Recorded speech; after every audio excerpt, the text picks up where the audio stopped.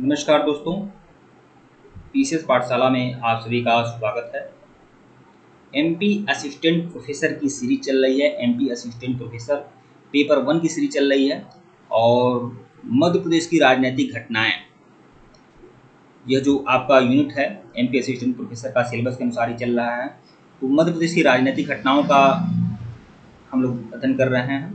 तो मध्य प्रदेश की राजनीतिक घटनाओं के तहत एक घटना है चरण पादुका नरसंहार। ठीक है, इसको देखेंगे कि मध्य प्रदेश की एक चरण पादुका नरसंहार। ठीक है, इस घटना के बारे में हम लोग देखेंगे अच्छे तरीके से। ठीक है,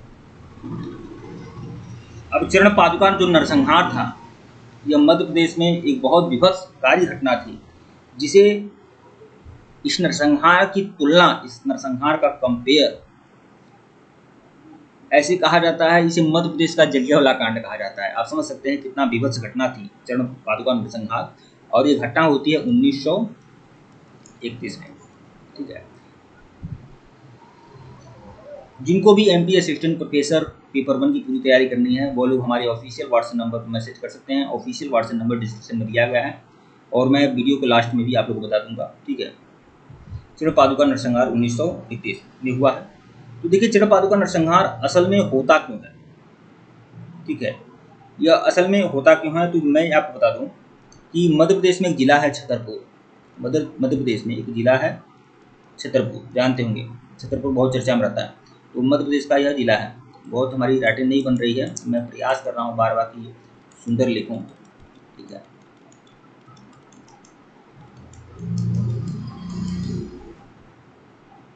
ये मध्य प्रदेश में एक जिला है छतरपुर। ठीक है, तो छतरपुर में 14 जनवरी का मतलब जानते हैं ना, मकर संक्रांति होता है उस दिन। तो 14 जनवरी 1931 को छतरपुर में उर्मिला नदी, छतरपुर में एक नदी बहती है उर्मिला नदी। तो छतरपुर में 14 जनवरी 1931 को उर्मिला नदी के तट पर, उर्मिला नदी के तट पर एक मैदान है सिंहपुर चरण पादुका मैदान। देखिए, एक मैदान था चरण पादुका मैदान, नदी के तट पर मैदान था चरण पादुका मैदान। तो छतरपुर में 14 जनवरी 1931 को उर्मिला नदी के तट पर चरण पादुका मैदान था। तो यहाँ पर एक सभा का आयोजन हो रहा था। ठीक है, और यह शांतिपूर्ण सभा थी। एक सभा का आयोजन था और यह पूरी तरह से एक शांतिपूर्ण सभा थी। जैसे जालियांवाला कांड में लोग सभाई तो कर रहे थे और जनरल डायर ने गोली चलाने का आदेश दे दिया और हजारों की संख्या में लोग मारे गए थे। ठीक है, तो वैसे ही यहाँ पर छतरपुर में उर्मिला नदी के तट पर चरण पादुका मैदान में शांतिपूर्ण सभा चल रही थी। ठीक है, और यह जो सभा थी वह किस पर केंद्रित थी, यह बहिष्कार थी। ठीक है, यह जो सभा थी इसका उद्देश्य क्या था, इस सभा का यह देख लेना होगा आपको। इस सभा का उद्देश्य क्या था, बहिष्कार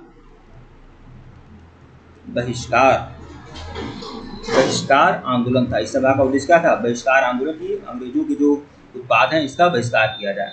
और इसीलिए सभा रखी गई थी। अंग्रेजों को कहाँ पसंद आता, तो एक जैसे जलियांवाला कांड में उत्तरदायी कौन था, जलियांवाला कांड में मुख्य विलेन कौन था, खलनायक कौन था, जिसने जलियांवाला कांड में गोली चलाने का आदेश दिया था, जनरल डायर। तो यहाँ पर भी लोग बैठे थे, लोग अपनी सभा कर रहे थे और उस सभा के मध्य गोली चलाने का आदेश दे देता है और बहुत सारे लोग मारे जाते हैं। जो भी लोग रहते हैं बहुत सारे लोग मारे जाते हैं। तो इसमें जो खलनायक था उसका नाम था, क्या था, वह आपका एजेंट फिशर। उसका नाम क्या था, एजेंट फिशर। मध्य प्रदेश की घटना को, इस घटना को मध्य प्रदेश का जलियांवाला कांड भी कहते हैं। तो एजेंट फिशर ने क्या किया, गोली चलाने का आदेश दिया। अच्छा, एक दिलचस्प बात आप लोगों को बताना चाहेंगे। अंग्रेजों की यह चाल रही है, शुरू से ही चाल रही है, वह भाई को भाई से मरवाते थे।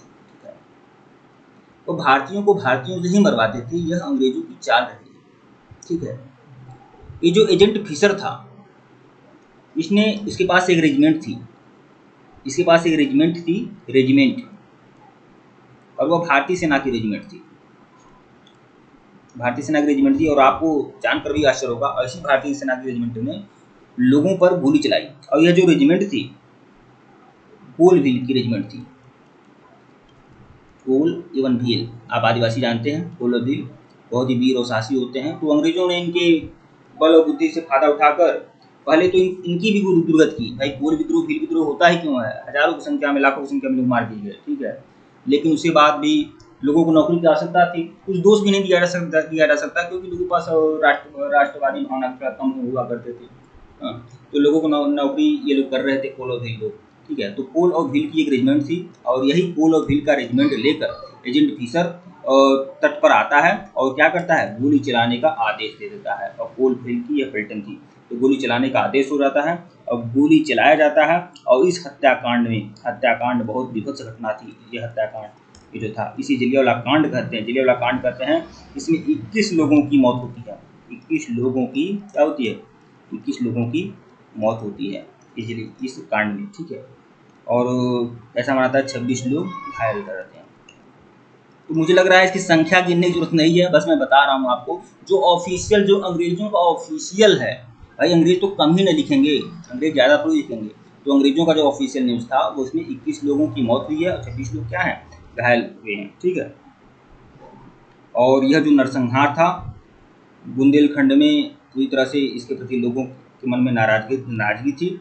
और इस हत्याकांड का तुलना किससे करते हैं, जलियांवाला कांड से इसका कंपेयर किया जाता है, चरणपादुका नरसंहार को। इसको क्या बोलते हैं, चरणपादुका नरसंहार। और इसे मध्य प्रदेश का क्या करता है, मध्य प्रदेश का जलियांवाला कांड। ठीक है मित्रों, वीडियो को लाइक और चैनल को सब्सक्राइब करेगा, टेलीग्राम को बिल्कुल ज्वाइन करेगा, लिंक डिस्क्रिप्शन में दिया गया है।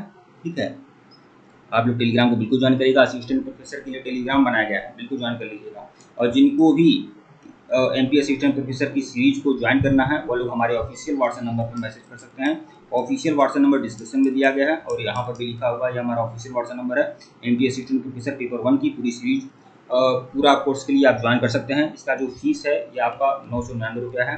ठीक है, इतना ही है, तो आप लोग ज्वाइन कर सकते हैं। और इसके पहले का वीडियो नहीं देखे हैं तो प्लेलिस्ट में जाइएगा, एमपी असिस्टेंट प्रोफेसर पेपर 1 के नाम से प्लेलिस्ट बनी हुई है, जाकर देखिएगा। आइए एक बार रिवीजन करा देता हूँ आपका चरणपादुका नरसंहार। राइटिंग नहीं बन रहा है, मैं राइटिंग बनाने का प्रयास कर रहा हूँ। मैं नहीं चाहता हूँ कि आप लोग को पढ़ने में दिक्कत हो। तो देखिए चरणपादुका नरसंहार जो है यह 1931 में होता है। ठीक है, यह जो चरणपादुका नरसंहार है तो तब यह मध्य प्रदेश में एक जनपद है छतरपुर। ठीक है, अरे जहाँ पर बागेश्वर धाम है छतरपुर में, आप जानते हैं बागेश्वर पीठ है, बहुत चर्चा में बना हुआ है ये। तो छतरपुर में 14 जनवरी 1931 को उर्मिला नदी के तट पर सभा का आयोजन होता है, शांतिपूर्ण सभा चलती है, चरणपादुका मैदान में होता है। ठीक है, सभा का आयोजन होता है और इस सभा का आयोजन का उद्देश्य क्या होता है, बहिष्कार आंदोलन करना, बहिष्कार आंदोलन के प्रति लोगों को जागरूक करना। ठीक है, यह विरोध करने का उद्देश्य होता है। अब यह बात अंग्रेजों को बुरी लगती है तो अंग्रेजों का एक एजेंट फिशर नाम का एक अधिकारी था, इसने क्या किया, गोली चलाने का आदेश दे दिया था। गोली चलाने का आदेश दिया था, इसके साथ कौन सा रेजिमेंट था, कोल और भील रेजिमेंट था, कोल और भील रेजिमेंट था। और इतना बड़ा विभत्स घटना था कि इसमें 21 लोगों की मौत, 20 लोग घायल होते हैं। ठीक है, इसे मध्य प्रदेश का जलियांवाला कांड कहते हैं, चरणपादुका नरसंहार को मध्य प्रदेश का जलियांवाला कांड कहते हैं। ठीक है मित्रों, वीडियो को लाइक और चैनल को सब्सक्राइब करेगा। धन्यवाद। आप लोगों को टेलीग्राम बिल्कुल ज्वाइन करेगा, लिंक डिस्क्रिप्शन में दिया गया है। धन्यवाद आप लोग।